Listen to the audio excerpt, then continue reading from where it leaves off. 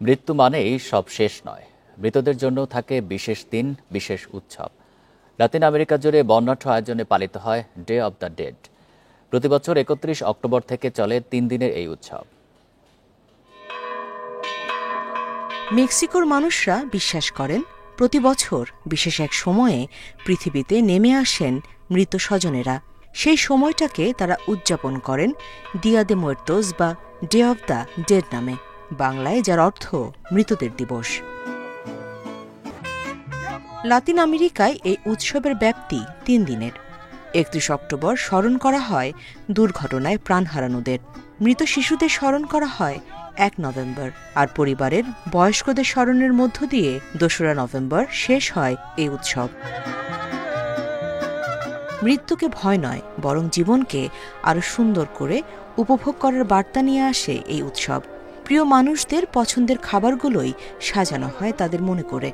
কবরে বসে মৃত স্বজনের সঙ্গে ভাগাভাগি করে নেওয়া হয় আনন্দ। ইতিহাসবিদরা জানান মৃত দিবসের উৎপত্তি মূলত ক্যাথলিকদের কাছ থেকে, যার সূত্রপাত ঘটে ঔপনিবেশিক আমলে।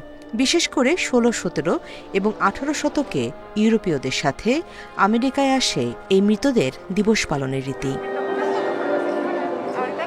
আমেরিকাতে আগত ইউরোপীয়রা তাদের প্রয়াত স্বজনদের জন্য ১ নভেম্বর এবং ২রা November day of the dead উদযাপন করত। তারা এমন উপাদানগুলিকে অন্তর্ভুক্ত করতে শুরু করে যা ইউরোপে পাওয়া যেত না। এর মধ্যে অন্যতম গাঁদা ফুল, সময়ের সাথে সাথে যা এই দিবসের অন্যতম অনুষঙ্গে পরিণত হয়েছে। ডে অব দ্য ডেডের উৎসবের অন্যতম অনুষঙ্গ বিশেষ আকৃতির পাউরুটি, যার ওপর চোখে পড়বে হাড় এবং খুলির নকশা। মেক্সিকানদের কাছে যার নাম প্যান দে মুerto। কাগজে তৈরি নানা শিল্পকর্ম ছাড়া এই উৎসব যেন কল্পনাই করতে পারে না মেক্সিকোর মানুষ। তাই তো উৎসবের আগে ব্যস্ত সময় কাটান শিল্পীরা।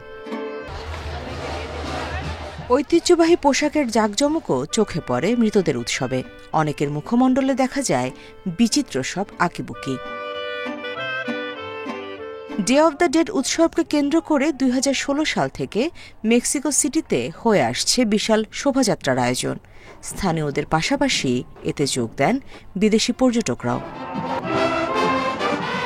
Nusrat Serin, Independent news.